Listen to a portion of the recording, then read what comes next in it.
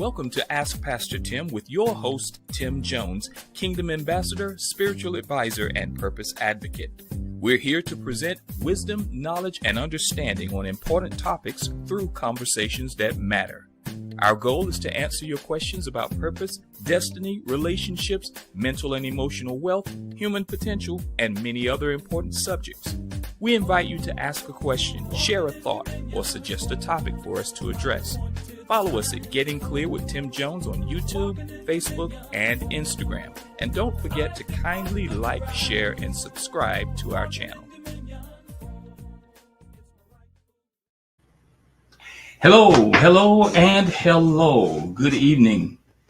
Welcome to Ask Pastor Tim, episode 32. Man, it's been a few weeks since we've been on here due to some technical difficulties and some things going on, but we are here, we are back, and we are ready to continue our conversation about mental wealth. And we've started our 100 Days of Mental Wealth over on YouTube, and man, we're right in the thick of it now. So we're going to talk about a little bit about that and how that's going tonight. My daughter Jewel is with me again tonight. Welcome her. As always, pleasure to be able to sit beside her and to pick her brain, let her pick my brain, and we just talk about stuff. So yeah, let me first of all go ahead and invite you to like, share, and subscribe to our YouTube channel. That's where our 100 Days of Mental Wealth is taking place. So if you want to be a part of that, and you do want to be a part of that, go over there, make sure you subscribe to the channel, make sure you hit the bell and turn on your notifications so that you can be aware of when we release videos over there. Follow me on YouTube, follow me on Instagram, Getting Clear with Tim Jones, and on Facebook, Getting Clear with Tim Jones there as well. So again, welcome to all who are joining us tonight, those who are on Instagram, those who are on Facebook, and if there are any on YouTube, welcome, and welcome. We come on here to present truth on topics that are important to you and important to me, that are important to our world, to our culture, to our society, to our future. And we want to do it in a way that's unique to us. We want to stick to as close to the truth and wisdom as we know it to be. Our foundation for everything is the Holy Bible. That's where we get the wisdom, the knowledge, the understanding, and the truth from. And add that to our experience, 30 plus years, and we're able to come away with, I think, it's some pretty good wisdom every now and then, yeah. So again, thank you for joining us tonight. And let's go ahead and anything you need to update us on in your life happening with you. Yeah, if there's anything. No. Oh, okay. just wanted to make sure you want to tell us. Okay. But yeah, so that's happening.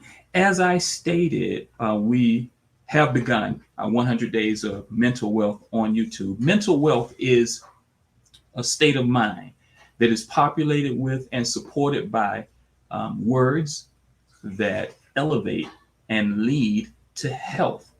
The Bible is full of scriptures that talk about the power of words, and talk about the effectiveness of words, and talk about even the danger of words. And as a race, or rather as the human race, not an individual race, the human race, as the human race, communication is vital to everything we do. It's vital to everything that we are. And so we communicate with language. Language translates into words. It's not just words, but words are a very big part of how we communicate. And so we have this incredible potential and this incredible ability to actually create with our words. It's the what I call the God factor within us. He's given us the ability to be like him, and he is a creator. And he's given us the ability to do that as well, particularly with our words. And so we want to talk about that a little bit tonight. I want to share some statistics with you so that you know that not only is this topic of mental wealth important and vital, but it's timely given what's happening and what's going on, excuse me, in our world. I'm going to talk about a little bit about that tonight. Joel, anything you want to say on that topic before we jump deep into it? No, I mean, I agree that it's vital. It's needed, something that needs to be talked about. And yeah, just the area that we need to bring awareness to. Yeah, we can get into it. Okay. All right. So I'm gonna just pull this right here for just a second. These are some statistics, and many of you, if you haven't heard me talk about this, the Lord has given me a mandate on my life to aim a lot of what I'm talking about and what I'm doing in this season at the age group 25 to 45. And I shared the dream that I had as it concerns that, and the very stern admonishment from the Lord as it concerns that age group. And so I began to look at some statistics surrounding things like anxiety and depression and even suicide as it concerns that, that age group. And certainly the numbers bear it out. If you just look at anxiety in that age group, and this was a survey that was done in 2023, it was reported that a third of adults, period, 32% of adults reported anxiety and depression symptoms. Among those, between the ages of 18 and 24, almost 50% of that group was between the ages of 18 and 24. And then 38%, almost 40% of them were in the age group 25 to 49. That will become even more significant as we move from anxiety to depression, right? We know that certainly anxiety is a pathway to depression, and many people who do suffer from anxiety also suffer from depression. Here's a statistic from 2021, okay? Among the groups, the age groups, the highest prevalence, okay, of major depressive episodes took place between the ages of 18 and 25, 18.6%. That's alarming for a lot of reasons. One of the main reasons is, man, these are the kids who should be excited about life, right? They should be excited about doing and exploring, leaving the nest of their parents and going out on their own, and that age should be the most vibrant age group there is, because they've got the whole world in front of them for all intents and purposes, right? But they had the highest prevalence of depression. And I think it's important to talk about, consider what that means to us as a society. What does it mean that our young people are depressed? What is that saying about the world we have created for them to grow up in, to become adults in? Wow. Man, let's move a little farther, right? Because depression certainly is a pathway that many times ends up in the loss of life.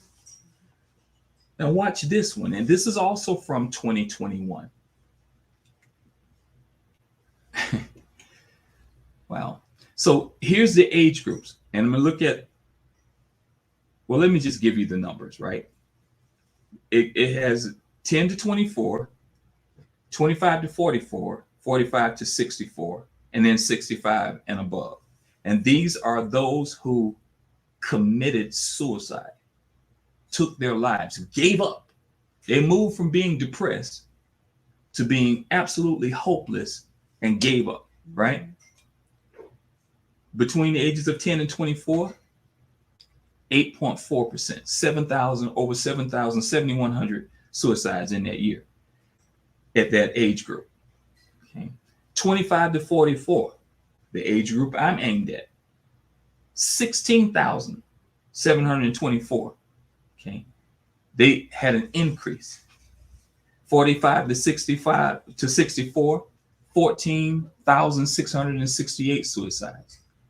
And 65 and over, it had 9,000 suicides. So out of each of these age groups, the age group that I'm aimed at has the highest rate of suicide.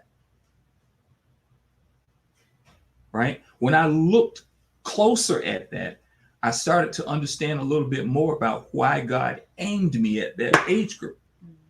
Because they're taking themselves out, right? But it didn't start with their age group. It started at the age group before them. You know, the loss of hope, the loss of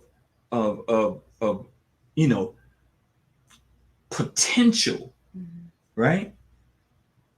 What does this say to us about ourselves as adults? What does this say to us about ourselves as those who've gone before and who are responsible for paving the way for those who are coming after us? What does that say? Right? Yeah, that's enough statistics for right now. That's great. That's good.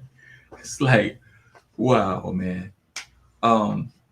What do you think that says to us? Some of the things that might say to us about us as society, what we're creating, what we're doing. I don't know. I mean, it's hard to put myself in a space completely, at least, of like loss of hope to that extent.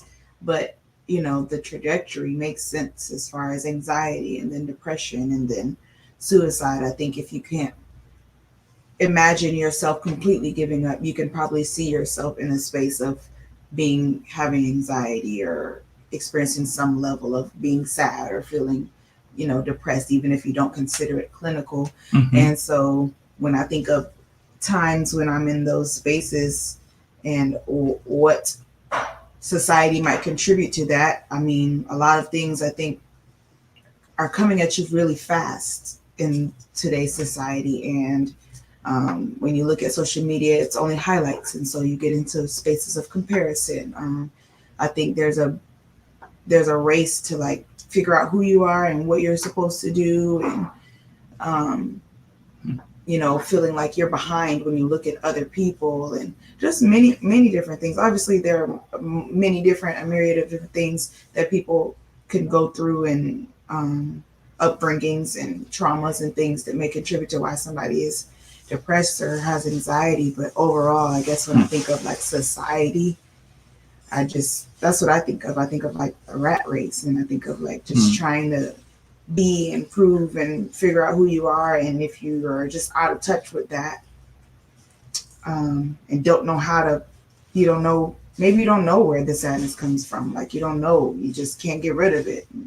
Or, you know, I think it's just a lack of purpose, a lack of knowing who you are, a lack of knowing where to find those answers. We all have these answers that are constantly, or questions rather, that are constantly there that we want to answer about ourselves, again, about who we are and what we're supposed to do. And, you know, feeling like, at least for me, like, you know, like you got to hurry up and do certain things. And so if you those questions get overwhelming, of course, you can find yourself in a place of anxiety or feeling depressed, and even maybe want to give up because you feel like there's no way you're going to figure out how to answer all of that stuff. You know, that's what I think of.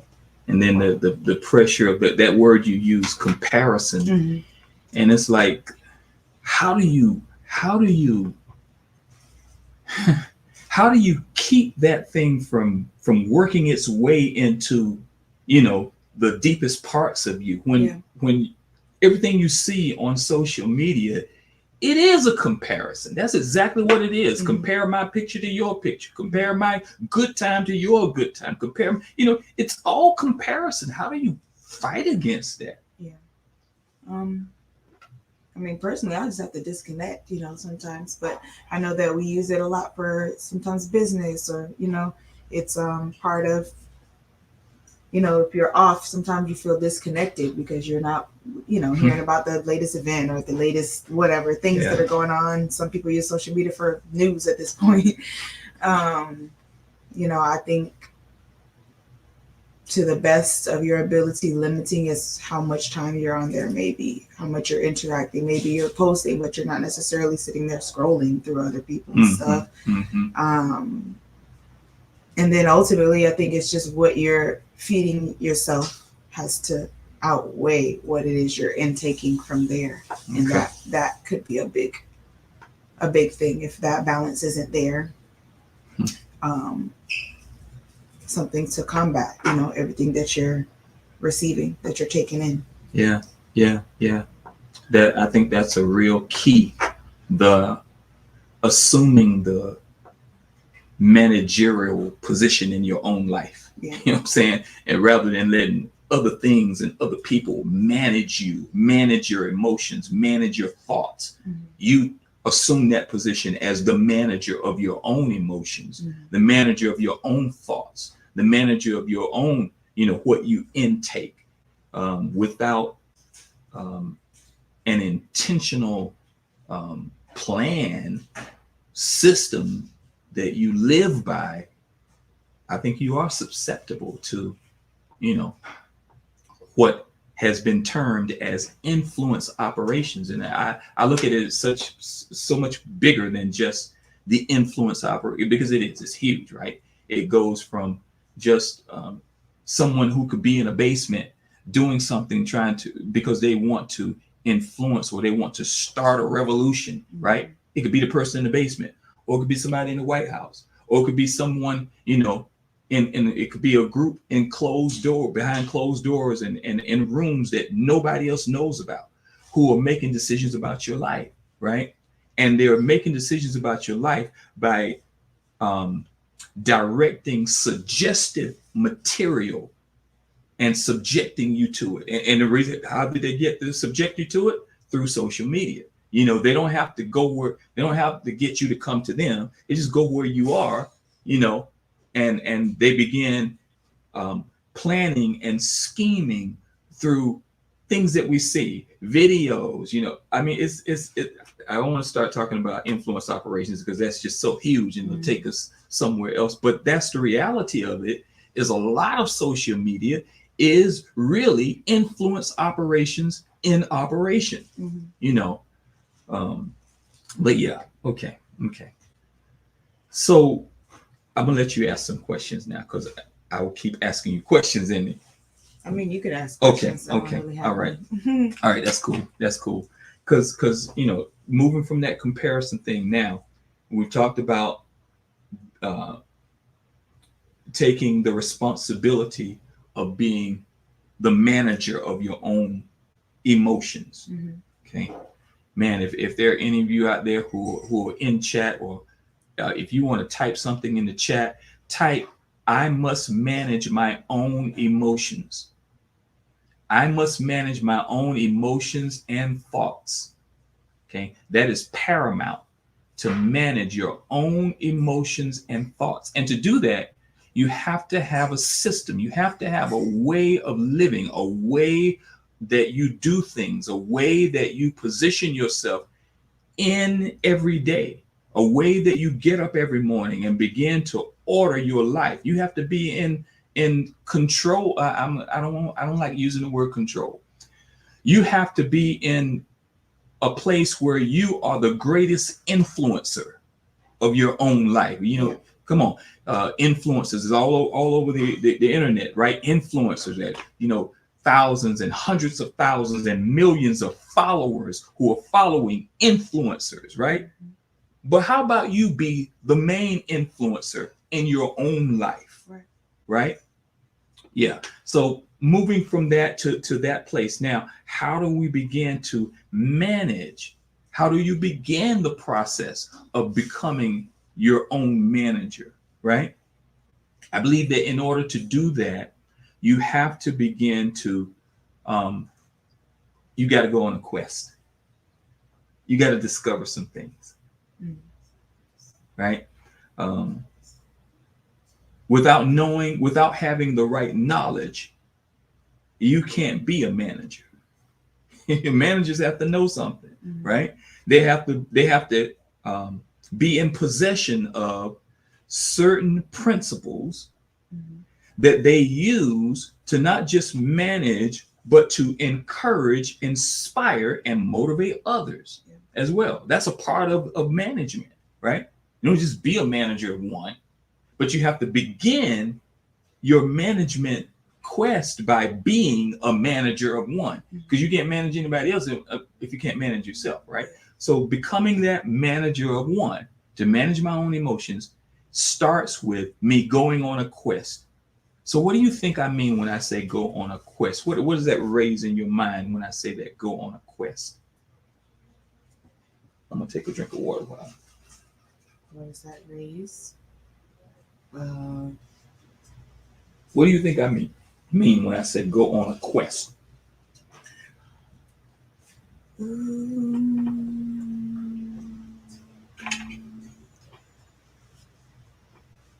mean, I think it means finding some things. For sure. I don't know what exactly. But think about it though. Because and the reason why I'm asking you, I'm not trying to put you on the spot, but I'm asking you because it makes logical sense, right? What would you need to know in order to begin to manage yourself, your own emotions, your own thoughts? What would you need to know? Maybe where some of them come from, like the way that I'm thinking. Maybe I need to recognize some of the patterns about the way that I think, and then For sure. I need to, for the ones that are not the healthiest, know maybe why some of those are that way. For sure. For sure. But even in, because here's what can happen in that, right?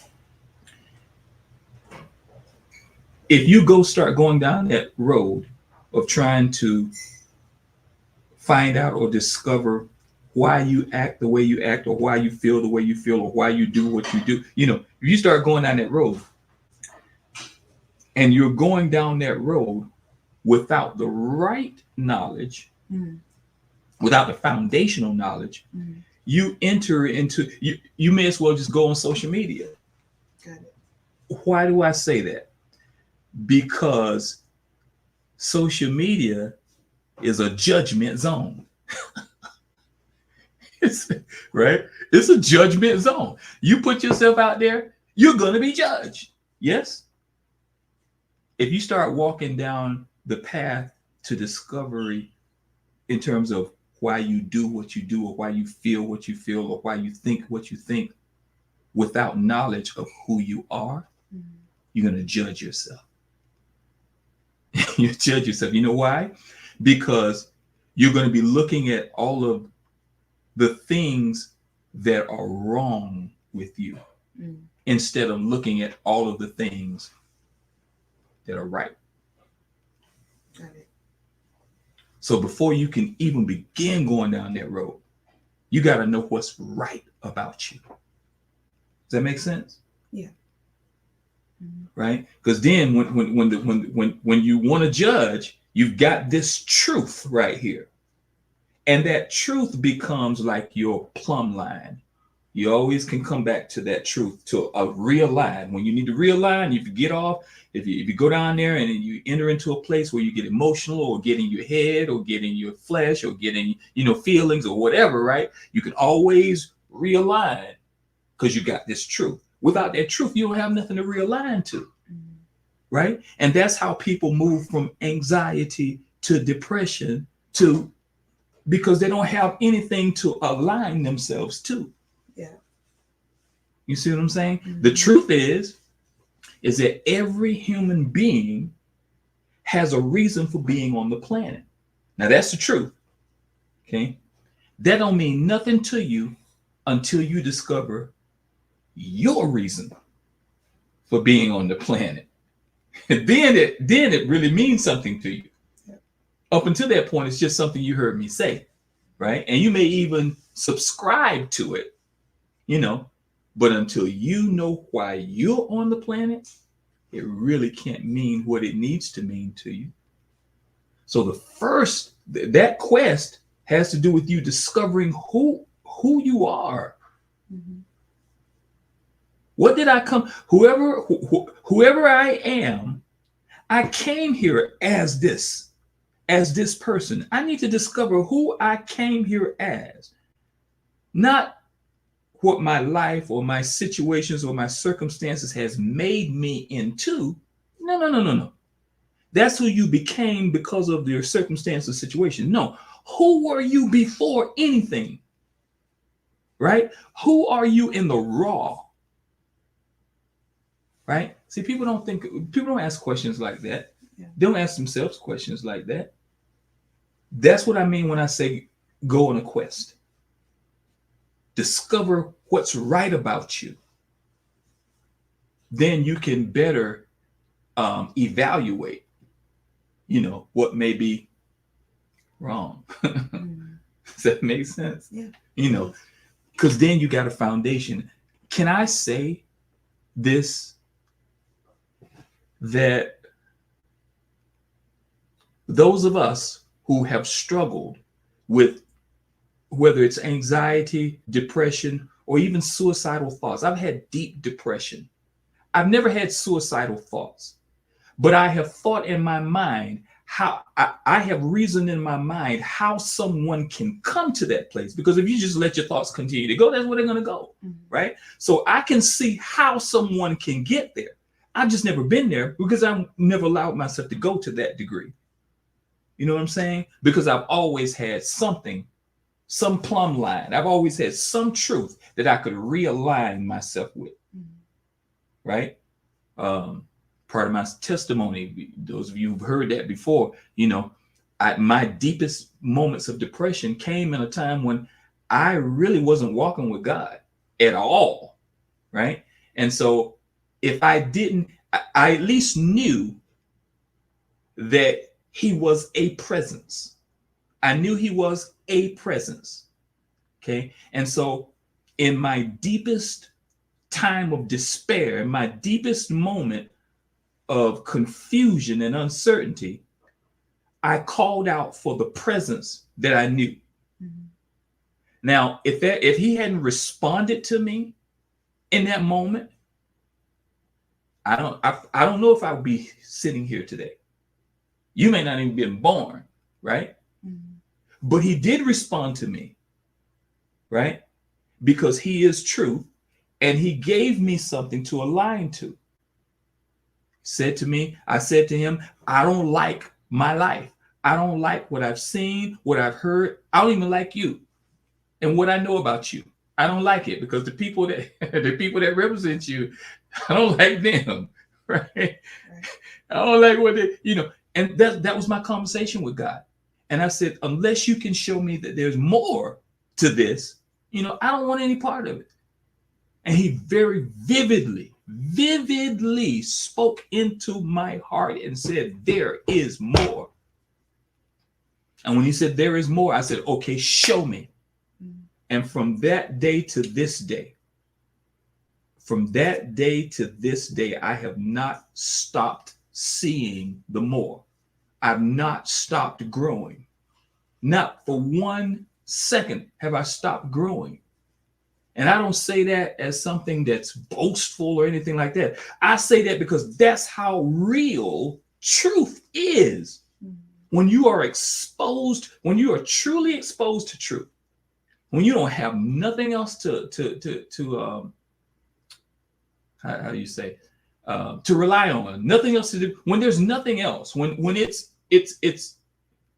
the end of the road or not, when it's rubber meet the road, when it's do or die, when it's okay, either this is going to work or I'm abandoning this ship altogether. You know, when it comes to that and you call out the truth, truth will respond to you.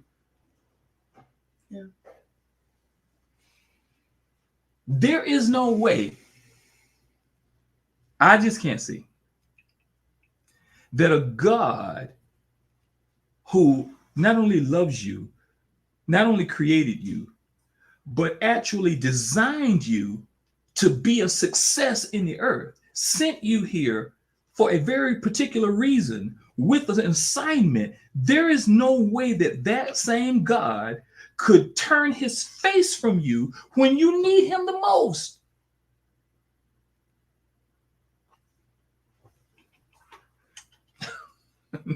When you need him the most, not when you're crying out from a pure place. That's why the scriptures say this, that God is near those broken heart and a contrite spirit. Man, I have hit, this is bottom. This is bottom.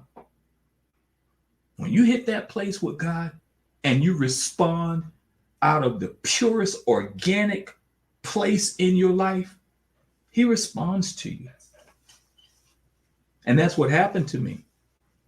And out of that place, I not only was able to turn around, but I was catapulted towards destiny, catapulted towards my purpose. And I wasn't even, I hadn't even considered purpose at that time. I just knew that there was more. All I was thinking about was the more. Show me the more. And he kept showing me more.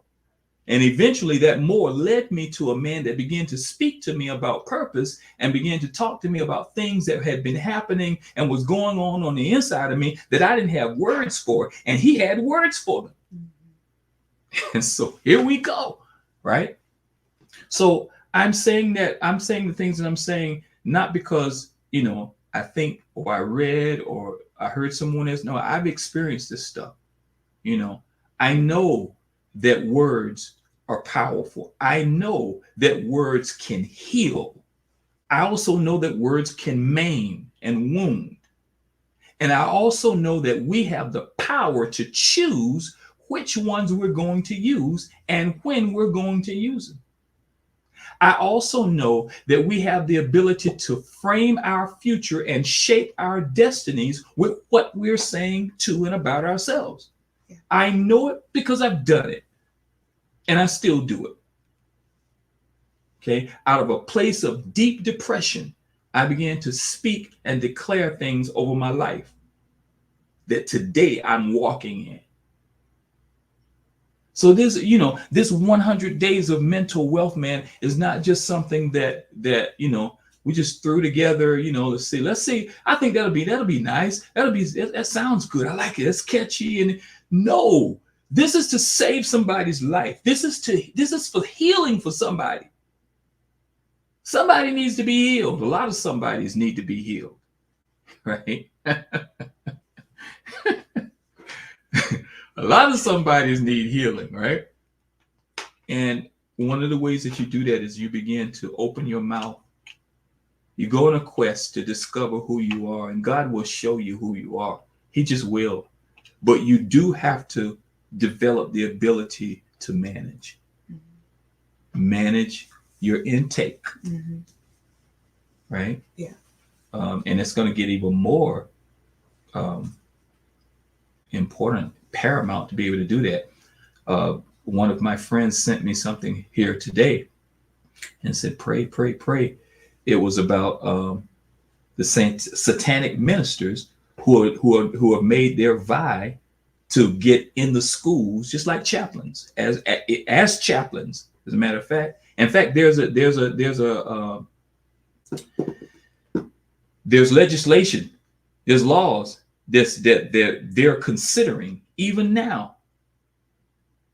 Okay, because they can't discriminate. That's as wonderful as democracy is. Wow. You can't discriminate. You can't discriminate against the bad. You can't discriminate against the wrong. You have to give everything and everybody a space. So they've got to consider giving satanic ministers a space in our schools. Wow. Yeah. Right? Talk about the tares and the wheat growing together. Yeah. So if we don't have the ability to manage our thoughts and our emotions, man, we're in trouble. We're in serious trouble. Always going for the kids. They're always going for the kids. They always go for the kids. If that's the case. Because it's the how do you say, the route of least resistance. Right? Kids can't fight for themselves in that way. They're susceptible to any and everything. They're the most impressionable. Yeah. So yeah, they're going after the kids to indoctrinate them in all kinds of doctrines of self. And that's what it becomes, a doctrine of self. Mm. Right? Let me just do whatever I want to do. Be whoever it is I want to be. Actually, you didn't make yourself. So you can't be whoever you want to be. You have to be whoever you were designed and created to be. That's my story. Yep. You know. So 100 Days of Mental Wealth is about that. Stories, poems, songs, quotes, every day that are designed to enlighten the mind, encourage the heart, inspire the will, and elevate the spirit. Designed to do that. Words that elevate, lift you up, and lead to health.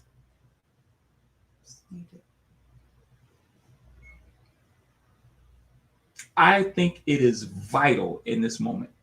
If you're listening to me and you have not yet subscribed to Getting Clear with Tim Jones, go subscribe so that you can at least take advantage of and begin to hear and listen. It doesn't cost you anything, right? Turn on your notifications so you can get, every day you can have one of these, a notification on about one of these videos. All of them are short, but they're full of wealth, words that elevate and lead to health. Pandemic fever. You know what I call pandemic fever, right? The increase in fear, doubt, confusion, uncertainty. I can throw some other things in there, disillusionment, right? Hopelessness. I can just start throwing things in there because all of those things have increased in this hour. And we're either going to allow them to become bigger, or we're going to begin to manage our own thoughts and emotions and let our hopes, our dreams, our potential, our confidence, our purpose, our destiny, our self-image, our self-worth, our value. We have the ability and the choice and the authority to raise up those things. Yep. That's the opportunity.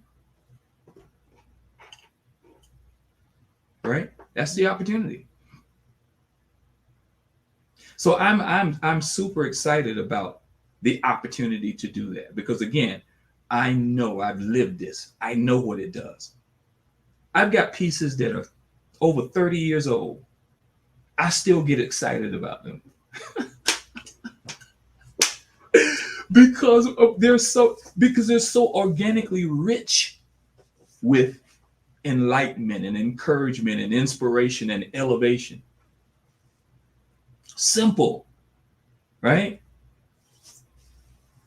Simple, but powerful and profoundly powerful. Yeah. So I encourage you to do that. Let me take a peek over here and see if all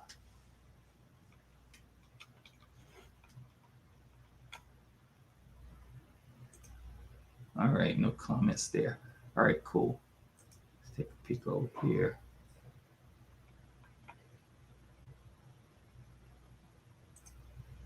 Hey, listen, if you are listening to us and you have questions, you have concerns, you have comments even that you know, something you would like to share, come on, type in the chat. Let us know you're there and that you're hearing us and that this is resonating with you. There we are. Okay. All right. Yeah, let us know. Let us know this is resonating with you. Again, if you're paying attention to what's going on, man, we can be statistics and we can allow others to manage. We can continue to allow others to manage our lives, or we can begin to manage our own. Can I say to you that you have the ability to create a system of resilience in your thinking so that your thoughts will protect you rather than betray you? I say that to people all the time, and they hear the words, but they don't believe, because it sounds like just words. That's why I say it so much, because it's more than just words. You can absolutely do that, right? One of my favorite movies, Inception. Right? I was sharing with someone yesterday, my top 10 list of movies. My top 10 list of movies are not my top. They're not on my top 10 because they were such great movies. They were all great movies, but that's not why they're on my top 10. They're on my top 10 because of the magnitude of what I learned from them. That's why they're on my top 10, right? Don't have a movie in your top 10 if you didn't learn nothing from it.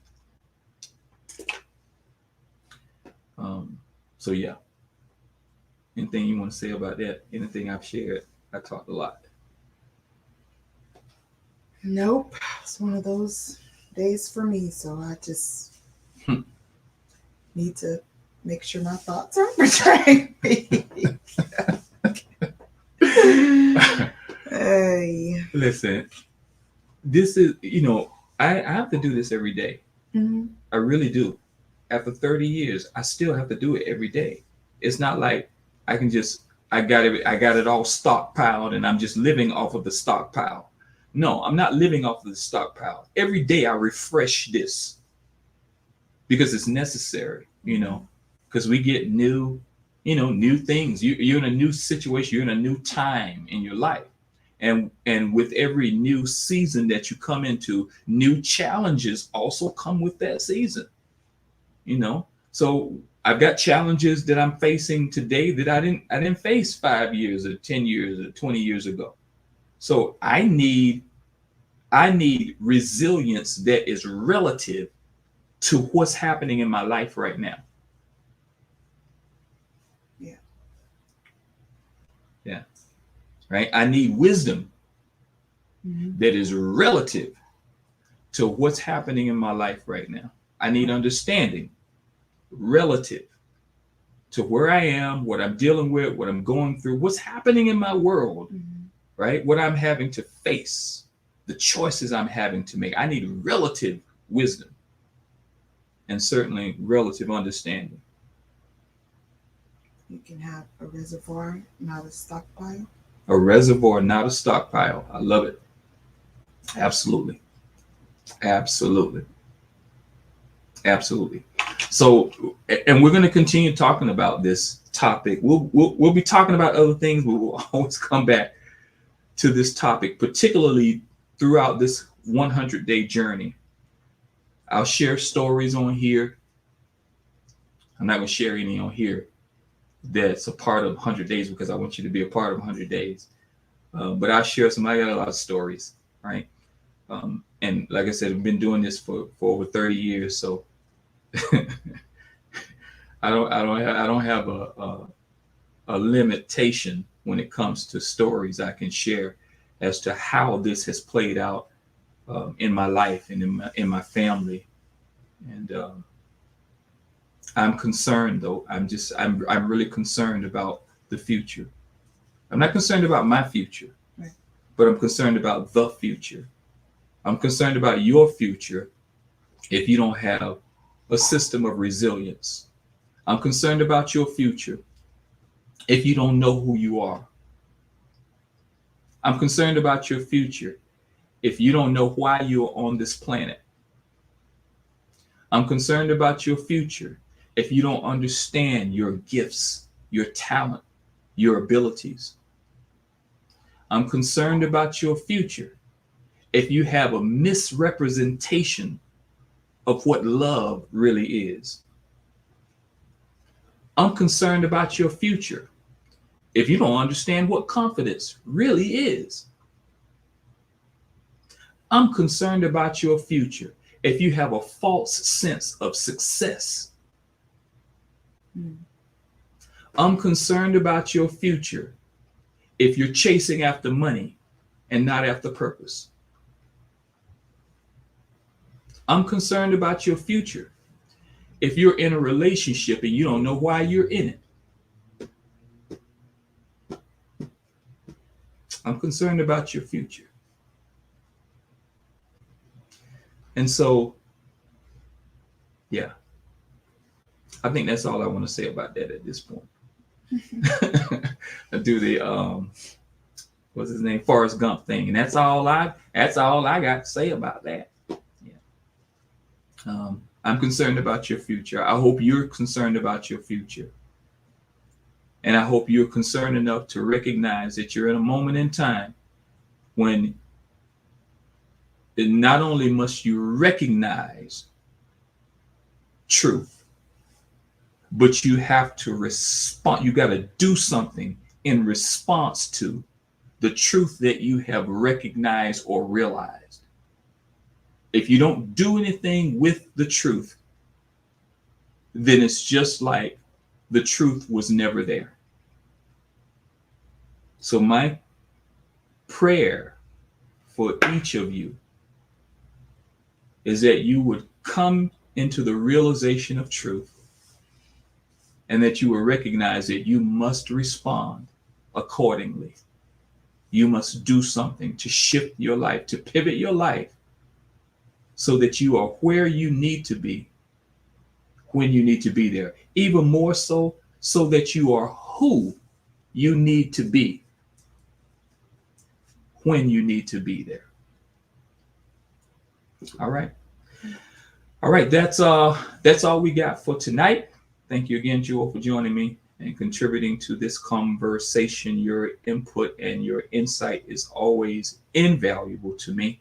And I really appreciate that, not just because you're my daughter, but because you're an amazing individual and because there's purpose on your life and because there's a unique calling on your life. There's something on you that you're yet to discover, right?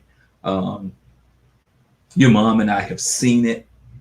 And now watch this. Our ability to communicate it to you is limited. Right? But your ability to discover it is unlimited. Translation, we can't tell you who you are. We have to tell you that you're somebody, and then you have to discover who that somebody is. Yeah. Anyway. So yeah, I appreciate you being on here. I appreciate any of you who have joined us. Again, I invite you to go over to follow us, first of all, on Instagram, Getting Clear with Tim Jones on Instagram, on Facebook, and on YouTube. Subscribe to our YouTube channel, okay? Click the bell, turn on your notifications, be a part of 100 Days of Mental Wealth. We're going to be doing stuff like that I've got an ebook that's coming out. It'd be an ebook form first. It's called the Motivational Poet Guide to Mental and Emotional Wealth. We'll be talking more about that as we get farther into the 100 days, because the goal is to release that either at the end or near the end of our 100-day journey. So keep that in mind as well, and we'll keep it before you. I do also want to make mention A Dreamer's Diary. A lot of our pieces that we come from A Dreamer's Diary. There we go. You can see it a little better. My book is old, right? It's old and worn because we use it, right? A Dreamer's Diary. It's available on Amazon.com. All right. You can get a copy of that. It has many. It's full of motivational poetry pieces, right? Pieces that enlighten the mind, encourage the heart, inspire the will, and elevate the spirit. So I'm going to go ahead and sign off here like we always do. I want to encourage you to live full so that you can die empty. Make sure that you are finished when you finish. Thank you for joining us. Good night, everybody.